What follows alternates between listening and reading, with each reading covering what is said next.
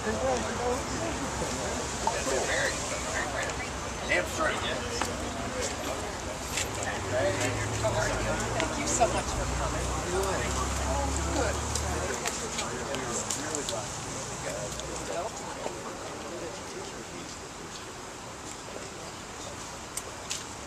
All right, ready to go?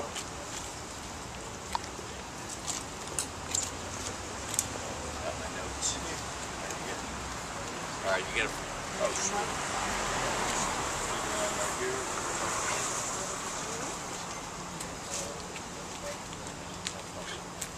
Is John Clark's Yes. inside? Okay, good. The curves are here. I'm sorry? The halls and the curves. Closer to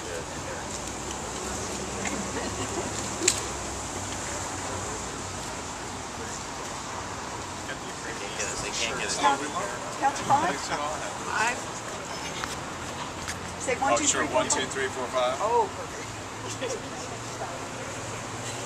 All right. What is your message here today? Well, we're here today to make sure that David McKinley wins his seat and can come to Congress and put America back on track. The people of Wheeling and this area of West Virginia are not unlike people across this country. They want to get back to work. They want America to get back to work. And they're tired of the promises that have been made and not kept. David McKinley is the kind of leader that's going to come to Washington. I look forward to being able to join with him so that we can finally put us back on a path to prosperity.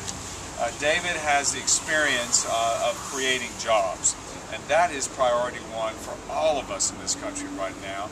He is one who's been able to bring people together. He has the endorsement of the U.S. Chamber of Commerce as well as the unions. He understands how to bring people together to get this economy going again, and that's the kind of leader that we need in Washington. That's why I'm here in Wheeling today, to ensure we're doing everything we can with all of his grassroots supporters to make sure we deliver a win November 2nd. Do you think it's reasonable that Republicans will win 39 seats and take over the majority in this election, or is it going to take the next election? 27 days is a long time. I am cautiously optimistic that we're going to deliver a win and provide that check and balance on an agenda right now that not only the people of West Virginia are fed up with, but the people of this country are. They want to see us return back to the system of free enterprise and opportunity. It is high time that we reduce the size of federal government, cut spending, which has gotten so out of control over the last 20 months that people haven't their clear sense of where their future is headed. And I think that sense, as well as the sense of economic despair, is going to help the Republican candidates such as David to make sure that they get the message out that we are going to provide a cultural change and shift in Washington so we can get this country going again. Congressman, there hasn't been a Republican in this district for more than 4 decades. What is it about the Republican message this year as Democrat? You know, I think it's first and foremost, the Republicans have consistently over the last 20 months stood up for less spending, have stood up to speak for the will of the American people. I mean, when you look at the kind of things that the administration and the Pelosi majority have proposed, it's anathema to most people. Certainly here in West Virginia, when you're talking about the cap and trade bill, that's a job killer. David McKinley will come to fight to make sure that that never passes, that we don't impose a national energy tax and kill the coal industry. That's a betrayal of the coal industry, the cap and trade bill. You look at some of the other measures like Obamacare.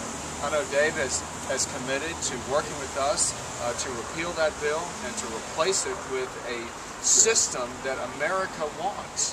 Most people that have health insurance in this country, they like what they have, it's just too expensive.